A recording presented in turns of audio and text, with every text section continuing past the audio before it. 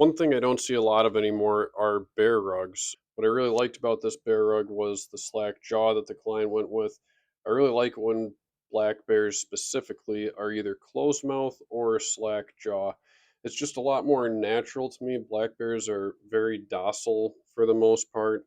I can't say I've ever seen one with the typical wide open snarling mouth that you often see.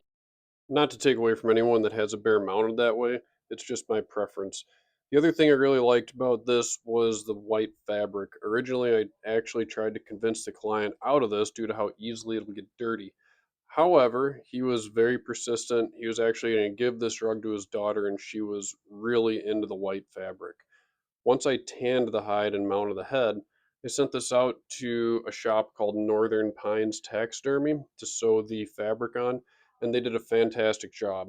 The bottom side is actually almost completely black fabric, but the show side remains white. It turned out great. Ultimately, I don't have a large enough sewing machine to do rugs, and me sewing this by hand isn't going to produce the same quality product that a big commercial shop like Northern Pines can. So, shout out to them for doing a fantastic job.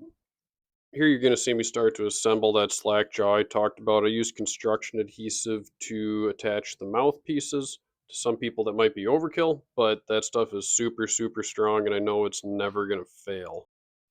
I let that construction adhesive set up for about 24 hours while I rehydrate the rest of the bear hide so I'm able to mount the head. When you do these bear rugs, you tan the entire hide and then tumble it and break the hide so it's soft and pliable. And then you have to rehydrate the head until it's wet so you're able to mount it like you're seeing right here. Once I get the head mounted up, I let it dry for a couple weeks, do all the finish work, and then I take it outside and give it a big shampoo, conditioner, big rinse, blow dry it, and that's when it gets sent off to Northern Pines to do the fabric. Now I've got it back. Here's the final product. Overall, I was really happy with it, and I'll be taking in as many bear rugs as I can for the foreseeable future. Thanks for watching.